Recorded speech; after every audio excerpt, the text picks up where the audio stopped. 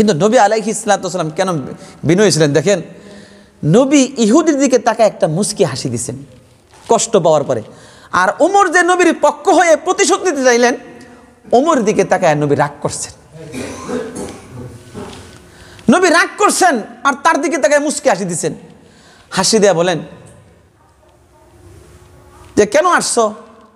ইহুদি বলেন, এ মুহাম্মদ, তুমি যে আমার কাছ থেকে টাকা নিছিলা, ঋণ পরিশোধ করো না কেন? মনে নাই তোমার? কারণ তারা তো নবী বলে রাখতো না, মোহাম্মদ বলে রাখতো নাম। তো নবী আলাইহিস সালাম বললাম, হ্যাঁ অবশ্যই টাকা দিয়েছি, তোমার চাবার তো অধিকার আছে, কিন্তু তুমি যে আমার টাইম দিয়েছিলা এখনো কিন্তু 3 দিন সময় বাকি আছে, 3 দিন পরে তোমার টাইম আছে, এরপরেও চাওয়ার অধিকার তোমার সবসময় আছে, চাইতে পারো, কোনো অসুবিধা নাই, ঠিক আছে আমি আদায় করে দিব এখনই। তো ওমর দিকে তাকে নবী খুব রাগ করছেন যে ওমর, তোমার কাছ থেকে এমন আচরণ কিন্তু আমি দেখতে চাই না। খুব রাগ করছেন ওমর, তো কান্না শুরু করছেন, ইয়া রাসূলুল্লাহ আমি কি আচরণ করব আমি তো জানি না, ভুল হয়ে গেছে, ক্ষমা করুন। তুমি 2টা শব্দ বলবা, এটা আমি শুনতে চাইছিলাম, একটা তাকে বলবা, একটা আমাকে বলবা। কি শব্দ ইয়া রাসূলুল্লাহ? একটা শব্দ তাকে বলবা যে ভাই তোমার চাওয়ার অধিকার, সুন্দরভাবে চাও, এভাবে চাওয়ার তো প্রয়োজন নাই, কষ্ট দেওয়া দরকার আছে, তুমি চাইলেই পারতা ভালো করে। আর আমাকে তুমি বলবা, ইয়া রাসূলুল্লাহ আপনি ঋণ পরিশোধ করে দেন, পাওনাদার আসছে তা পরিশোধ করে দেন। তোমার রাগ করার তো অধিকার নাই। যিনি পাওনাদার তার রাস্তা ঘাটে যেখানে সেখানে সময়ের আগে পরে সব সময় তার চাওয়ার অধিকার আছে। এখন আমরা তো ঋণ নিয়া চাওয়ার তো অধিকার, যে ঋণ দেয় সে তো ভাই একটু দিলে ভালো হইতো, ধমক দিয়ে পাঠায় দেয়, মনে হয় আমি তার কাছে পাই, সে আমার কাছে পায় না, এমন একটা ভাব হয়ে যায়। বলেন ঠিক কিনা? নবী শিক্ষা দিচ্ছেন না, পাওনাদারের অধিকার, সে রাস্তাও চাইতে পারে, বাজারেও চাইতে পারে, সময়ের আগেও চাইতে পারে, সময় মতো চাইতে পারে, ধমক দিয়েও চাইতে পারে, এটা তার অধিকার। নবী আলাইহিস সালাতু ওয়াস সালাম রাগ করে নাই। আল্লাহ নবী মুহাম্মদুর রাসূলুল্লাহ সাল্লাল্লাহু আলাইহি ওয়াসাল্লাম ওমরকে ডাক দিয়ে বলেন, ওমর আমার কাছে ঋণ আদায় করার মতো টাকা এখন নাই, যদি তোমার কাছে থাকে তাহলে আমার পক্ষ থেকে ঋণটা আদায় করে দাও, আমি আস্তে আস্তে তোমার ঋণ পরিশোধ করে দেব। হযরত ওমর রাদিয়াল্লাহু তাআলা আনহু নিজের ব্যাংক থেকে, থলি থেকে টাকা বের করলেন, টাকা বার করে গুনতেছেন কয় টাকা ঋণ হয়েছে জিজ্ঞাসা করে গুনতেছেন।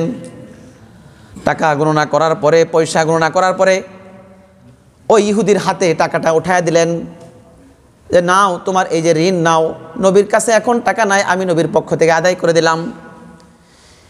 ইহুদি সব কিছু দাঁড়ায় দাঁড়ায় দেখলেন, নবীকে ইহুদি কষ্ট দিলেন, কিন্তু নবী তাকে বিনিময়ে হাসি দিলেন। সুবহানাল্লাহ বলেন।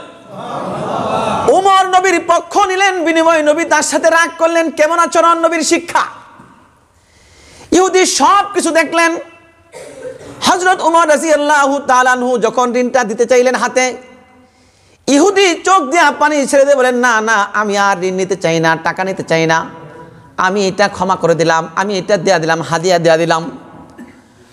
নবীর হাত ধরে বলেন, ইয়া রাসূলুল্লাহ, ইয়া হাবিবাল্লাহ, আমার তো জানা ছিল না আপনি এত বিনয়ওয়ালা নবী, এত আখলাকওয়ালা নবী, এটা আমার জানা ছিল না।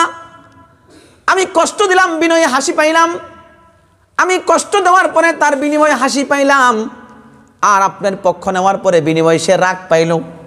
এত বিনয়ওয়ালা আখলাকওয়ালা নবী আমার জানা ছিল না। আল্লাহ পাক আয়াত নাযিল করেছেন, ইন্নাকা লাআলা খুলুকিন আযীম।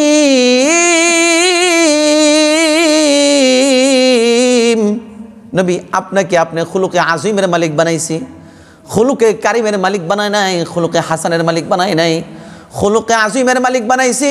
কষ্ট দেওয়ার পরে ক্ষমা করে মুস্কি হাসি দিবেন, এই চরিত্র আমি আপনাকে দিয়েছি। নবী আলাইহিস সালাতু ওয়াস সালামের চরিত্র দেখা ইহুদি নবীর হাত ধরে বলেন, রাহমাতুল লিল আলামিন, নবী গো জানতাম না আপনি এত বিনয়ওয়ালা নবী, আমাকে কালিমা পড়ে এখন মুসলমান বানায়া দেন। সুবহানাল্লাহ। রাহমাতুল লিল আলামিনের হাত ধরে কালিমা পড়ে মুসলমান হয়ে গেছে। ইহুদি বলেন, ইয়া রাসূলুল্লাহ, ইয়া হাবিবাল্লাহ, আমি আর বাড়িতে ফিরে যাব না, মৃত্যু পর্যন্ত আমি আপনার দরবারে থাকতে চাই। এত সুন্দর দরবার থেকে, বাড়ি থেকে আমি আর বাড়িতে যাইতে চাই না। আমি আপনার ডানে থাকবো, বামে থাকবো, সামনে থাকবো, আমি আপনার সাথে জিহাদ করতে করতে শহীদ হয়ে যাব, কিয়ামতের ময়দানে আপনার শহীদ সাহাবী হয়ে আপনার সামনে দাঁড়াইতে চাই। রাহমাতুল লিল আলামিন সরকার দু আলম মুহাম্মদুর রাসূলুল্লাহ সাল্লাল্লাহু আলাইহি ওয়াসাল্লাম বলেন, অসুবিধা নাই, থাকো।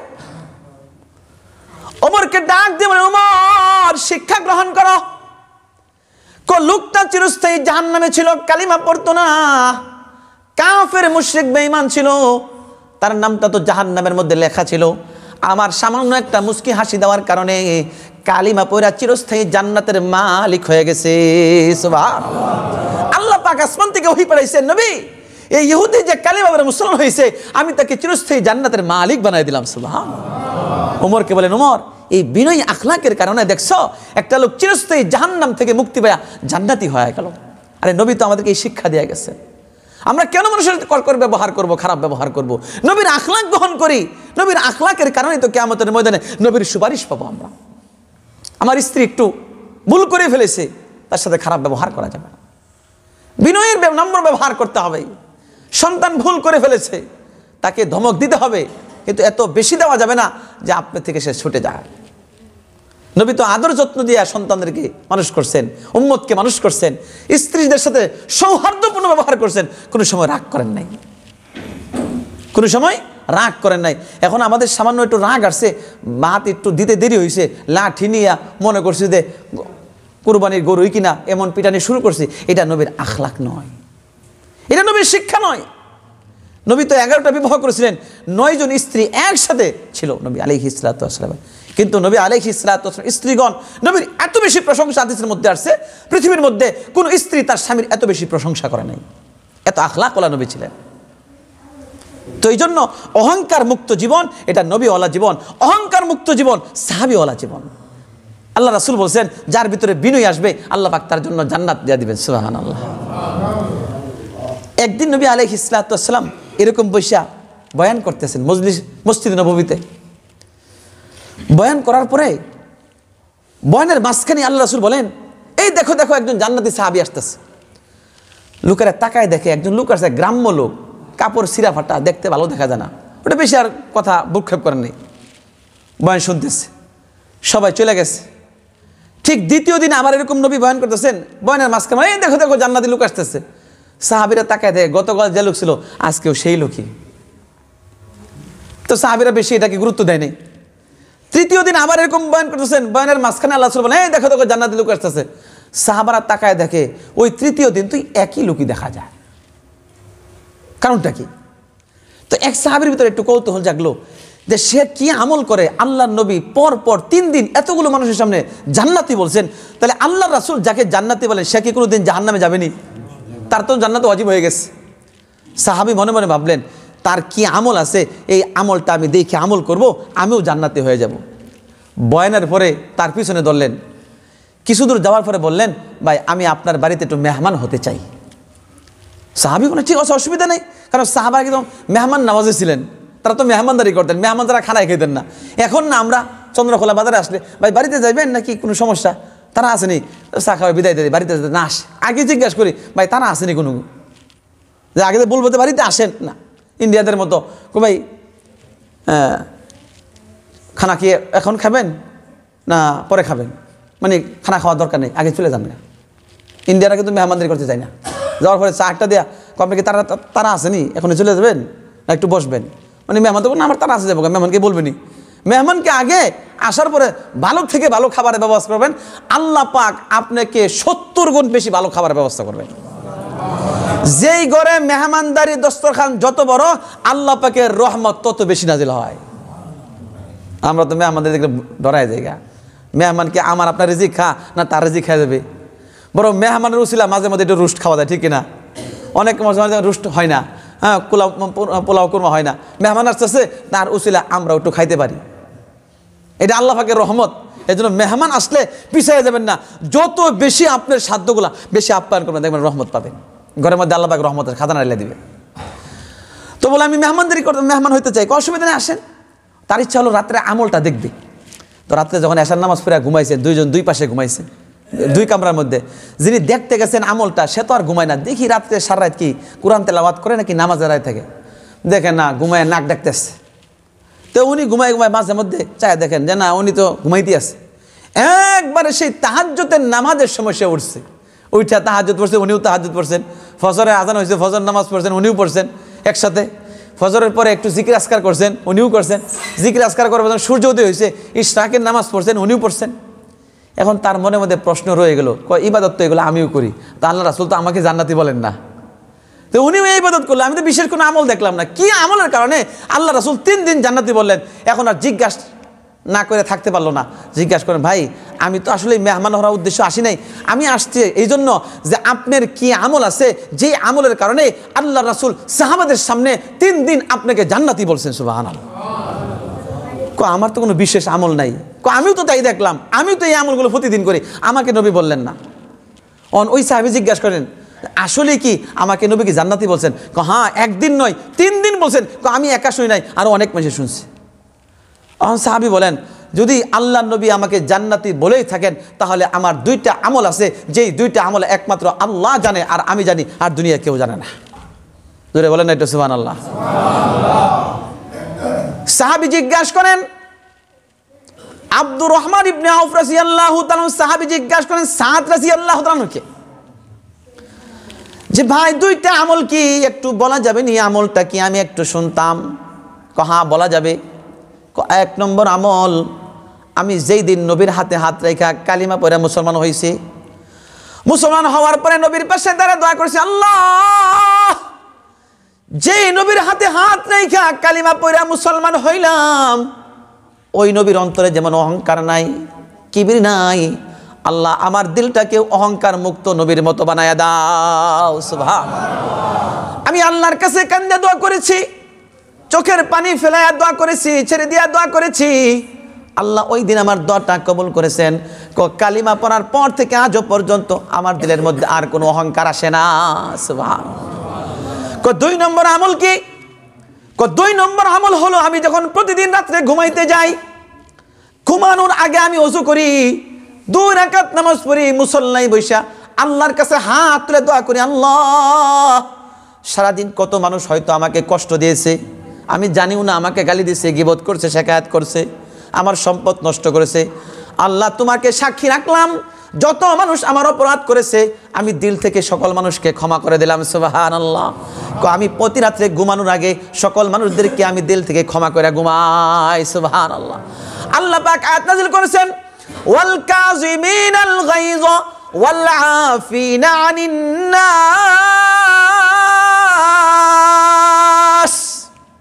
আল্লাহ পাক রব্বুল আলামিন বলেন, এ বান্দা তুমি যদি তোমার রাগকে দমন করতে পারো, তুমি তোমার গুসাকে দমন করতে পারো, আমি আল্লাহ যদি রাগ করতাম দুনিয়ার মধ্যে 1 ফোঁটা পানি পান করার তোমার অধিকার ছিল না, তুমি যেই পরিমাণ অপরাধ করছো তুমি পানি পান করতে পারতা না। তুমি তোমার রাগকে দমন করো, তোমার গুসাকে দমন করো, কেউ অপরাধ করেছে তাকে ক্ষমা করে দাও, তুমি ক্ষমার গুণ শিখো, ক্ষমার ইলম শিখো, ক্ষমাকে তুমি করতে জানো, তাহলে আমি আল্লাহ তোমার জীবনের সব গুনাহ ক্ষমা করে দিব।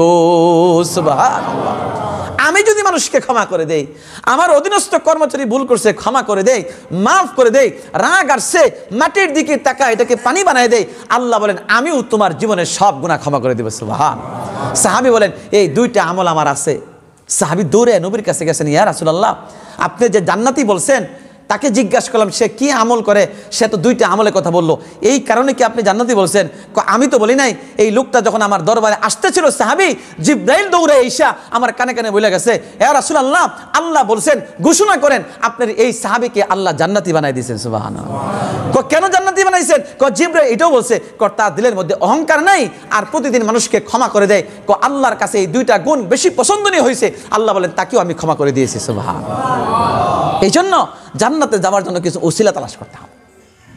আমি আমার নামাজ দিয়া জান্নাতে যাইতে পারবো না, নামাজ হচ্ছে কি হয় নাই জানি না, রোজা হচ্ছে কি হয় নাই জানি না, কিন্তু পড়তে তো হবেই।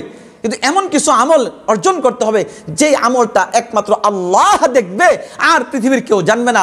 ওই আমলটা যদি একমাত্র আল্লাহর জন্যই করে থাকি, আল্লাহর কাছে পছন্দ হবে, ওই অল্প আমলেই নাজাতের জন্য আল্লাহ পাক যথেষ্ট করে দেবেন। সুবহানাল্লাহ। এই জন্য দিলকে অহংকার মুক্ত করা দরকার আছে না নাই? আমি যে হাদিস তেলাওয়াত করেছি এই হাদিসের অর্থ হলো আল্লাহ রাসূল আবু হুরায়রা থেকে বর্ণিত, যার অন্তরের মধ্যে যাররা পরিমাণ অহংকার থাকবে লা ইয়াদখুলুল জান্নাহ, ওই লোকটা জান্নাতে প্রবেশ করবে না। কত মারাত্মক অহংকার গুনাহ! এই জন্য কবিরা গুনার মধ্যে বড় একটা গুনাহ কুফরির পরে অহংকার করা। কারণ অহংকার মানুষকে কাফের বানায় দেয়, অহংকার মানুষকে মুশরিক বানায় দেয়, অহংকার মানুষকে জালেম বানায় দেয়, অহংকার মানুষকে বেঈমান বানায় দেয়। এই জন্য অহংকার দিল থেকে বের করতে হবে। এটা বড় দিলের একটা রোগ। আল্লাহ নবী কি পরিমাণ বিনয়ী ছিলেন, ইসলামের জন্য নিজের জীবনকে কেমন উৎসর্গ করেছেন। আরেকটা ঘটনা শোনাই। আল্লাহ রাসূল মসজিদে নববীতে হুজরাখানা ছিল, ছোট ছোট হুজরাখানা ছিল, তারা গেছেন দেখছেন, ওইখানে বসেছিলেন। দ্বিপ্রহরের রৌদ্র, হযরত আবু বকর সিদ্দিক রাদিয়াল্লাহু তাআলা আনহু এই রৌদ্রের মধ্যে ওই তার ঘর থেকে বের হইয়া নবীর কাছে চলে আসছে, মসজিদে নববীর সেখানে চলে আসছে। এত রৌদ্র, সেখানে তো দাঁড়ানো খুব কঠিন। এটা দেখিয়া হযরত ওমর রাদিয়াল্লাহু তাআলা উনিও ঘর থেকে বের হয়ে আসছে।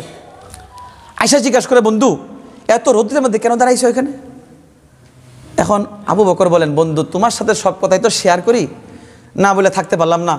আসছি, আজকে ঘরের মধ্যে সপ্তাহ বেশি হয়ে গেল, খাবারের কোনো ব্যবস্থা নাই, এত পিপাসা আর ক্ষুধা, ঘুমও আসে না, কিছুই ভালো লাগে না।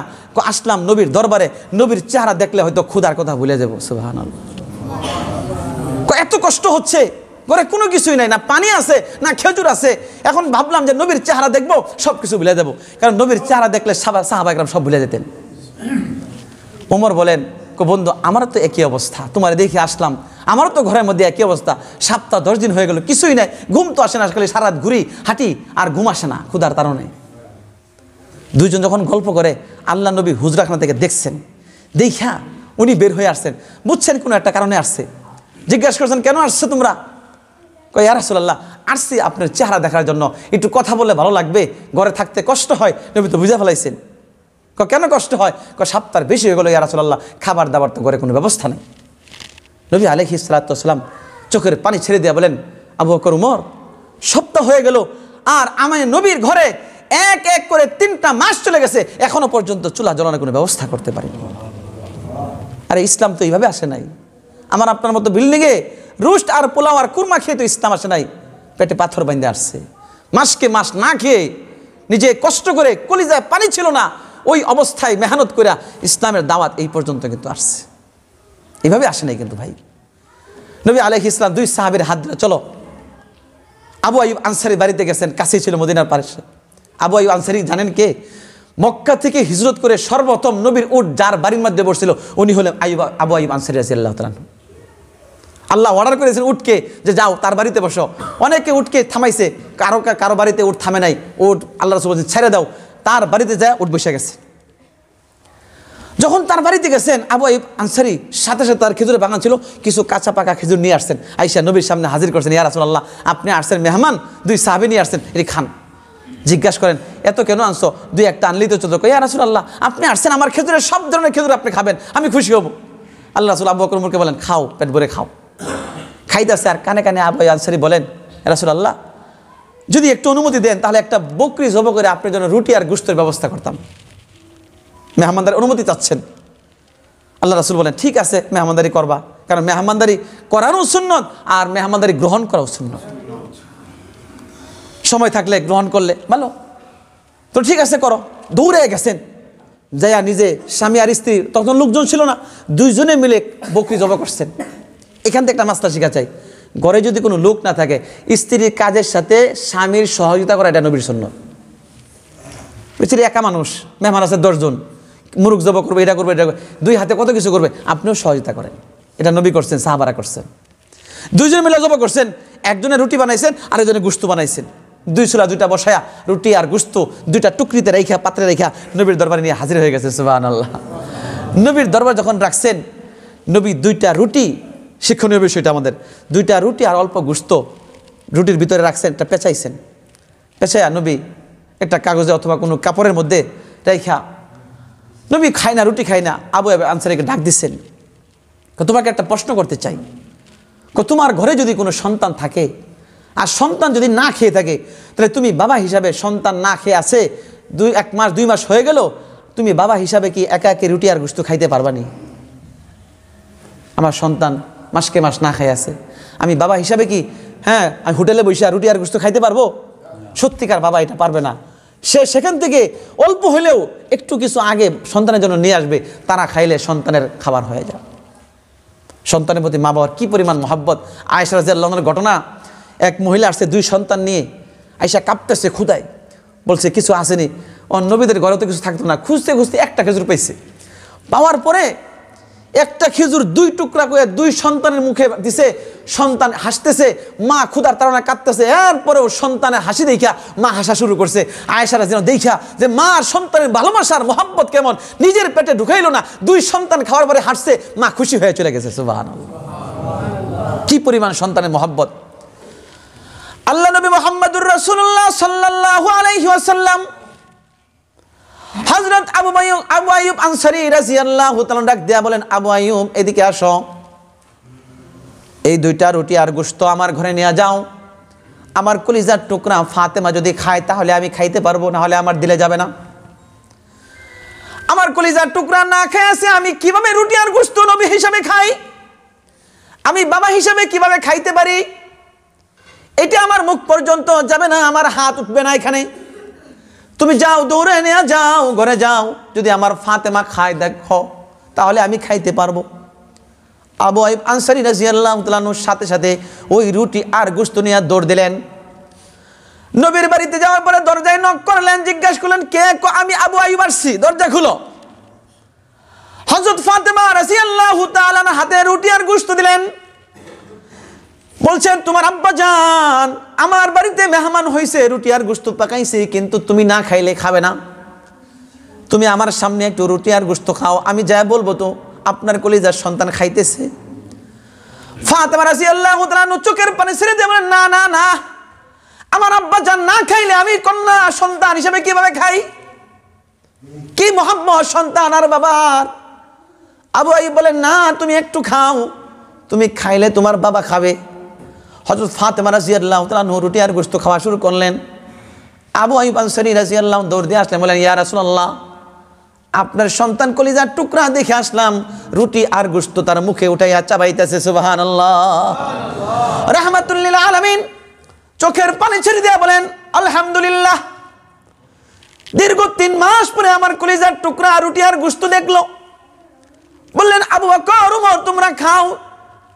নবী আলাইহিস সালাতু ওয়াস সালাম খাইলেন, আবু বকর খাইলেন, উমর খাইলেন, আবু আইয়ুব আনসারী 4 জন পরিতৃপ্ত সহকারে খাইলেন। আল্লাহ নবী মুহাম্মদুর রাসূলুল্লাহ সাল্লাল্লাহু আলাইহি ওয়াসাল্লাম কিছু রুটি আর গোশত রাইখা বললেন, যাও এটা তোমার বিবির জন্য হাদিয়া পাঠাইয়া দিলাম আমাদের পক্ষ থেকে। এখানে একটা সুন্নত, যখন কোনো জায়গায় যাবেন সব একেবারে না খাওয়া চাই। মানে পাত্র যা পাঠাইছে একবারে পুষে সব খেয়ে ফেলছেন, এটা উচিত না। এটা 2টা সমস্যা।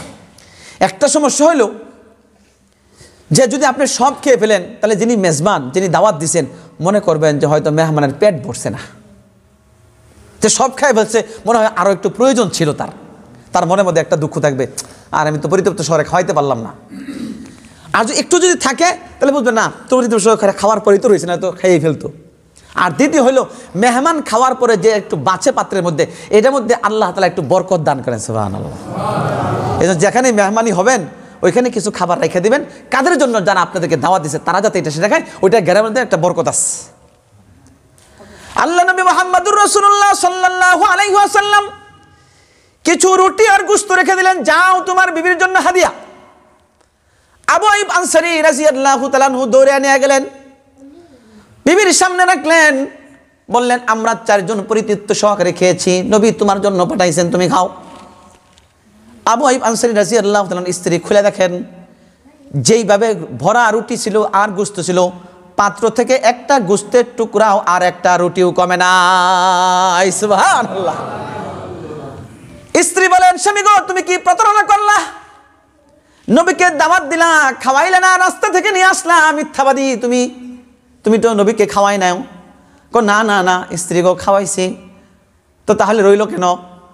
নবী যেই বর্তনে হাত দেয় ওই বর্তনের থেকে কিছুই ফুরাই না। সুবহানাল্লাহ। নবী যেই পাত্র থেকে ওযু করছে শত শত সাহাবী ওযু করছে, পানি এক ফোঁটা কমেও না। নবীর বরকত, নবী যেই পাত্র থেকে পান করেছে শত শত সাহাবী পান করেছে, কিন্তু দুধ এক ফোঁটাও কমায় না। নবীর বরকত, নবী হাত লাগাইছে। আবু আইয়ুব আনসারী রাদিয়াল্লাহু তাআলা বলেন, যেইভাবে গোস্ত নিয়েছিলাম, রুটি নিয়েছিলাম, খুলে দেখি একটা গোস্তের টুকরা আর একটা রুটি তার মধ্যে কমতে হয় নাই, আগের মতোই বহাল আছে। সুবহানাল্লাহ। তো নবী আলাইহিস সালাতু ওয়াস সালাম কেমন বিনয়ী ছিলেন, কেমন ইসলামের জন্য কষ্ট করেছেন। আমরা হইলাম তার উম্মত। কিছু যদি ইসলামের জন্য কষ্ট না করি তাহলে দিল থেকে তো অহংকার দূর হবে না।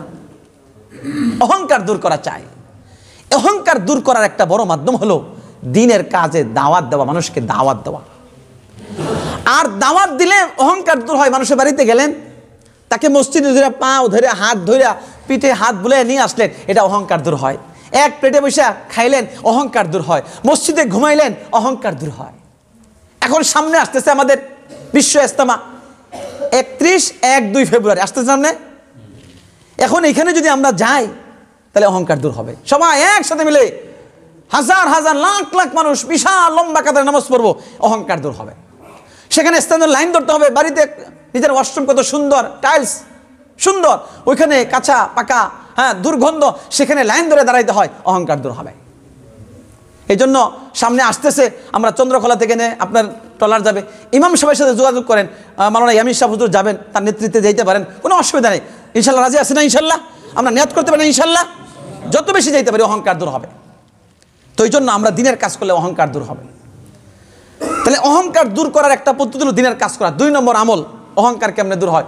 অহংকার দূর হয় কোরআনে পাকের তেলাওয়াতের মাধ্যমে। দিনের কাজ করলে অহংকার দূর হয়, মানুষের দোয়ারে দোয়ারে গেলে অহংকার দূর হয়। দ্বিতীয় হলো কোরআনে পাকের তেলাওয়াতের দ্বারা অহংকার দূর হয়। দৈনিক যদি একটু তেলাওয়াত করেন, যতটুকুই পারেন, আপনি একটা সূরাই পারেন, কয়টি আপনি তেলাওয়াত করেন, 2টা সূরা পারেন, তেলাওয়াত করেন। সকালবেলা ফজর নামাজ পড়া ঘুমায় যায়েন না। সকালবেলা সূর্য উদিত হওয়ার আগে পর্যন্ত যারা ঘুমায় থাকে, আল্লাহর রাসূল তাদের জন্য বদদোয়া করেছেন, তাদের কামাই রোজগারের মধ্যে কোনো বরকত থাকবে না। হাদিসের মধ্যে কথা আছে। এই জন্য ফজরের আগে উঠেন। হাদিসের মধ্যে আছে সকাল সকাল যা ব্যবসা করে এই ব্যবসার মধ্যে বরকত হয়। এই জন্য আমি ইন্ডিয়ায় দেখছি যে হিন্দুরা, তারা তো ইসলাম মানে না, কিন্তু ফজরের আগে দোকান তারা খুলে। ফজরের আগে দোকান খুলে বসে দেখবো আপনার, দেখি। আমি তো ইন্ডিয়া 3 বছর লেখাপড়া করছি। ফজরের আগে তারা খুলে বসে রয়েছে। ওই 7টা 8টার আগে মানুষ আসে, 8টার পরে, আর তারা 7টা 8টার আগে মোটামুটি 2000 টাকা লাভ করে ফেলাইছে। তারা 1000 লাভ করে, কারণ ওটা তো বরকত। তাদের তো আর বরকত হবে না। আমরা মুসলমান যদি সকালবেলা কাজ কাম করি তাহলে বরকত হবে। আর কমসে কম ঘুমাইলেও সূর্য উদয় হওয়ার পরে ঘুমায়, এই সময় ঘুমাইলে বরকত নষ্ট হয়, হায়াতের মধ্যে বরকত নষ্ট হয়, আমলের মধ্যে বরকত নষ্ট হয়, রিজিকের মধ্যে বরকত কমায় দেয় আল্লাহ তাআলা।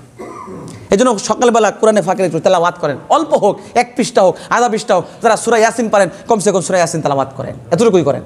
একবার সূরা ইয়াসিন তেলাওয়াত করলে আল্লাহ তাআলা 10 খতম কোরআনের সব আমলনামা লিখে দেন। সুবহানাল্লাহ। বিকালবেলা একটু পড়েন। তো সকালবেলা কোরআনে পাকের তেলাওয়াত, এই কোরআনের মধ্যে পাওয়ার কি?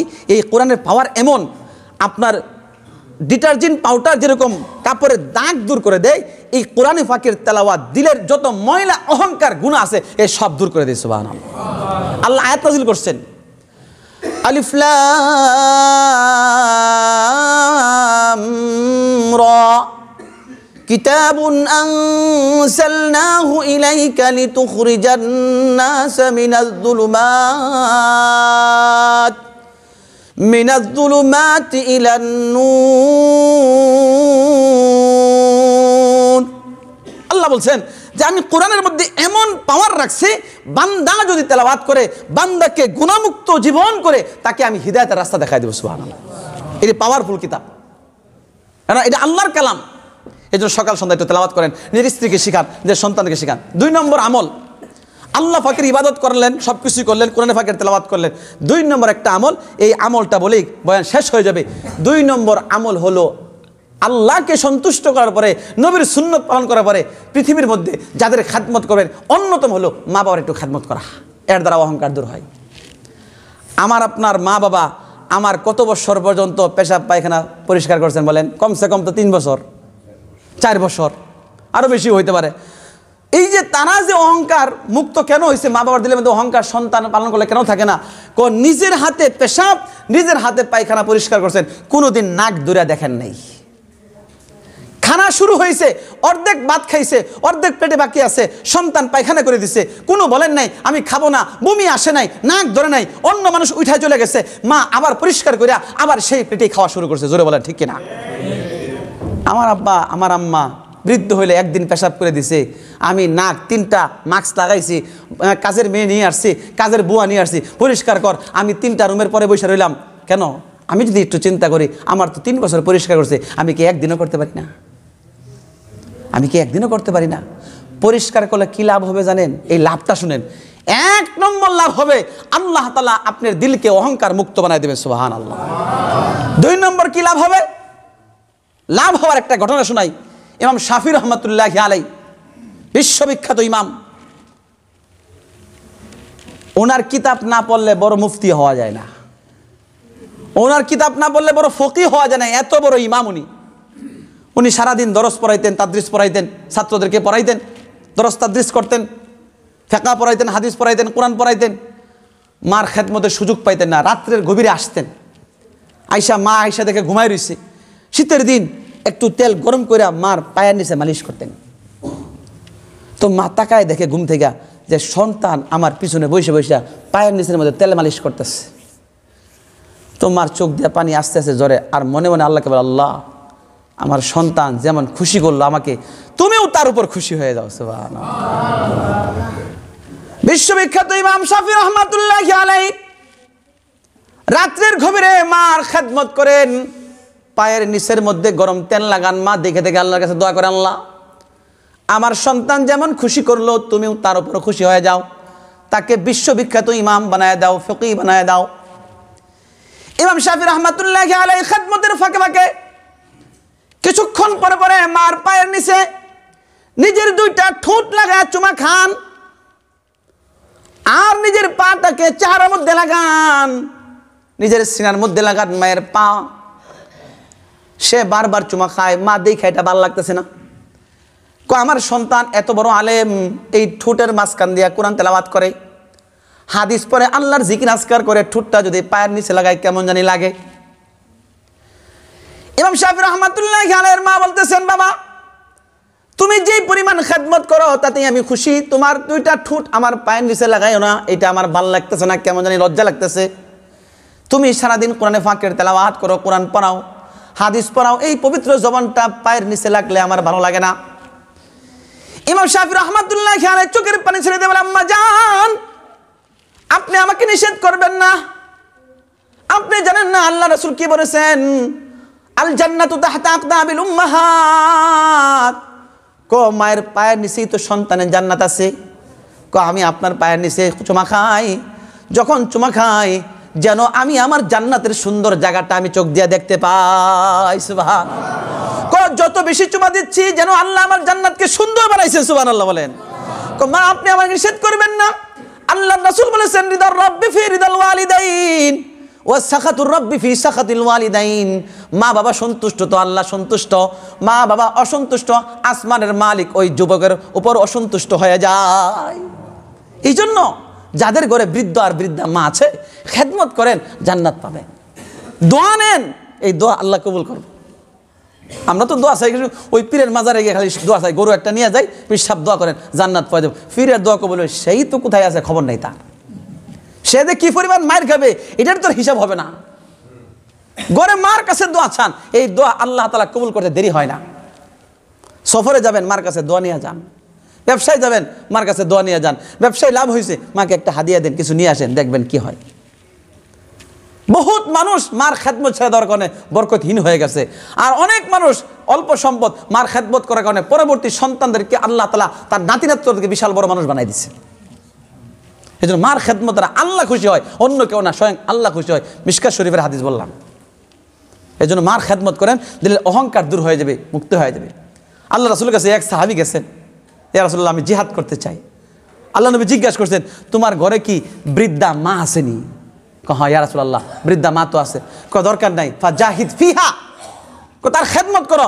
তুমি ময়দানে তরবারি উঠে কাফেরদের বিরুদ্ধে জিহাদ করলে যে সব পাইতা, মার খেদমত করলে আল্লাহ পাক ওই পরিমাণে সব দান করে, সুবহানাল্লাহ। মার খেদমত করতে করতে তুমি যদি দুনিয়া থেকে চলে যাও, তাহলে তুমি শহীদের মর্যাদা লাভ করবা, সুবহানাল্লাহ। তো এই জন্য মা খুব দামি জিনিস, অত্যন্ত দামি জিনিস। তাদেরকে কটু কথা বলবো না, চোখ রাঙ্গায় কথা বলবো না, ধমক দেয়া কথা বলবো না। আল্লাহ বলেছেন, উফিন ওয়ালা তাকুল্লাহুমা উফিন ওয়ালা তানহারহুমা ওয়া কুল লাহুমা কাওলান কারীমা। নরম ভাষায় কথা বলো, গরম ভাষায় কথা বলো না, নম্র হয়ে কথা বলো, চোখ রাঙ্গায় কথা বলো না। যুবক ভাইরা, তোমাদের জীবন শুরু হয়েছে মাত্র, মা বাবার কথা মানবা, দেখবা যে ইনশাআল্লাহ তোমাদেরকে আল্লাহ তাআলা অনেক ভালো অবস্থানে রাখবেন, দুনিয়াও ভালো রাখবেন, আখিরাতেও ভালো রাখবেন, কামাই রোজগারে বরকত দান করবেন। বিদেশ